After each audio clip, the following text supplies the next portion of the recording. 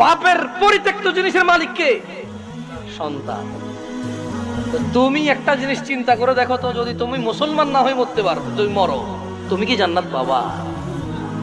আর যদি তুমি মুসলমান হয়ে মরো, জান্নাত আছে। মুসলমান হয়ে মরলে জান্নাত কি? যেমন তোমার বাপ তোমাকে ঘরে জায়গা দিবে না বলে, তুমি জেঠার ঘরে চাচার ঘরে যে আধা ঘন্টা 1 ঘন্টা 2 ঘন্টা থাকো, নানার বাড়ি যদি 2 দিন বেড়াও, তোমার মা আয়সা দিয়ে যায়, খালা আয়সা দিয়ে যায়, থাক করে মারিয়েন না, আর করবে না। জায়গা শেষ পর্যন্ত কোথায় হয়?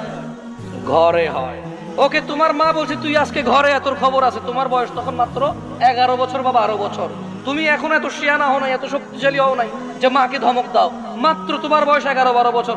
কোন একটা অন্যায় করেছো, তোমার মা বলছে তুই আজকে ঘরে আয়। তুমি কি করছো?